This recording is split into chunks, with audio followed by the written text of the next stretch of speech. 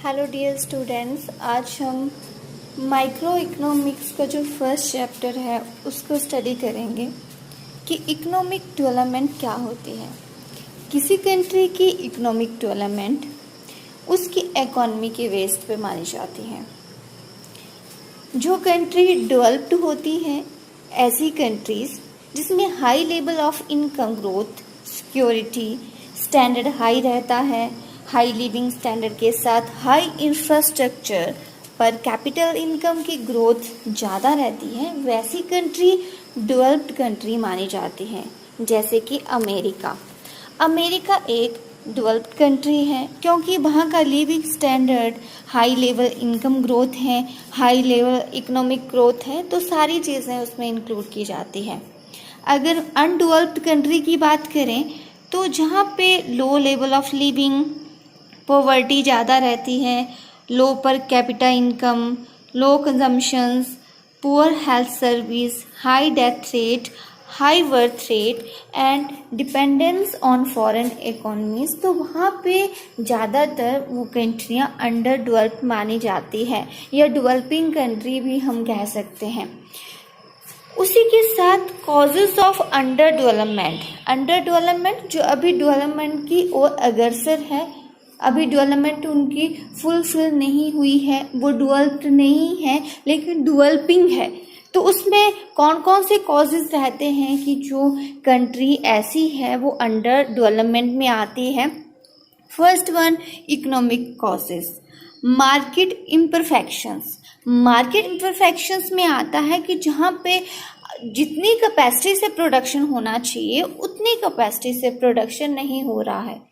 Optimum production not possible. साथ में ही improper distribution होता है जिसमें कि जो सप्लाई ऑफ गुड्स है वो प्रॉपर डिस्ट्रीब्यूट नहीं हो पाता, मार्केट में इम्बैलेंस बना रहता है। जहाँ डिमांड ज़्यादा है वहाँ सप्लाई नहीं पहुँच पाती है, जहाँ आपकी डिमांड कम है वहाँ पे डिस्ट्रीब्यूशन बहुत ज़्यादा हो जाता है, तो वो इम्बैलेंस बना रहता है। इंस्टेबिलिटी ऑन प्राइस, मार्केट की फ्लक्चुएशन अगर इंस्टेबल है, कभी भी प्राइस आपका ज़्यादा बढ़ जाता है, कभी भी प्राइस ज़्यादा हो जाता है, तो वो इंस्टेबिलिटी उसमें रहती है। नेक्स्ट वन है प्रेजेंस ऑफ मोनोपोली। अगर मार्केट में सिर्फ एक ही विक्रेता होगा, बाकी सब क्रेता होंगे, वायर्स होंगे, तो वहाँ पर भी आपकी परफेक्ट मार्केट नहीं मानी जाएगी। इसलिए मार्केट में कंपटीशन होना बहुत ज़रूरी है। Number of buyers, perfect competition होगा तो उस कंपटीशन में कंपटीटर लोगों को अच्छी फैसिलिटी देते हैं, लोगों को कंपटीशन के थ्रू एक अच्छी ग्रोथ प्रोवाइड करते हैं ताकि लोग उनके अचीवमेंट में आ सके, उतना वो उनको रीचेबल रहें। तो ये सारी चीज़ अगर इंडिया की हम बात करें तो कहीं ना कहीं इनकी कमी है, जिसमें मार्केट इम्परफेक्शन की वजह से अंडर डेवलपमेंट माना जाता है। लोग बहुत से लोगों का काम इकट्ठा कर देते हैं, या 10 लोगों की जहां कैपेसिटी है वहां पे 1 लोगों का ही काम होना चाहिए, तो लो मार्जिन प्रोडक्टिविटी भी देखने को मिलती है। और एम्प्लॉयमेंट अपॉर्चुनिटीज़ नहीं है क्योंकि मार्केट में अवेलेबिलिटी और रिसोर्सेज नहीं होंगे तो ऑब्वियसली बात है एम्प्लॉयमेंट भी बहुत कम होगी। नेक्स्ट जो कॉज है इसका, inflexible economy.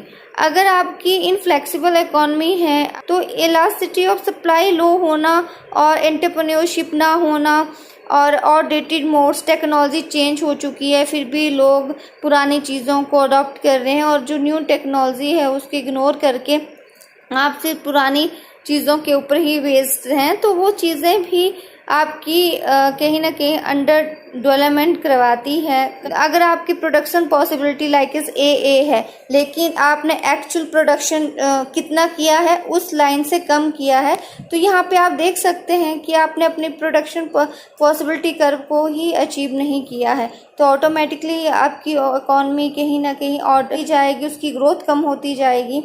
Vicious circles of poverty. अगर आपकी कंट्री के लोग पुअर हो गए, ऑब्वियसली सेविंग कम करते हैं, इन्वेस्टमेंट कम करते हैं, अगर सेविंग कम होगी तो ऑब्वियसली बात है, पैसा भी इन्वेस्ट कम करेंगे तो आपकी प्रोडक्टिविटी कम होगी। प्रोडक्टिविटी कम होगी तो नेशनल पर कैपिटा इनकम भी कम होगी। नेशनल पर कैपिटा इनकम कम होगी तो आपकी ये जो इकोनॉमी है, इकोनॉमिक डेवलपमेंट है, वो भी कम होगी। लैक ऑफ कैपिटल फॉर्मेशन, यानी कि आप इन्वेस्टमेंट नहीं करते हैं। कुछ लोग सिर्फ गोल्ड ज्वेलरी के ऊपर इन्वेस्ट करेंगे और उनको इन्वेस्टमेंट से कोई लेना देना नहीं है, जो पैसे होंगे वो सेव करेंगे। तो वो कैपिटल फॉर्मेशन का मतलब है सिंपल आपका इकोनॉमिक डेवलपमेंट के लिए इन्वेस्टमेंट करना, जो बहुत कम कंट्रीज ऐसा कर पाती हैं।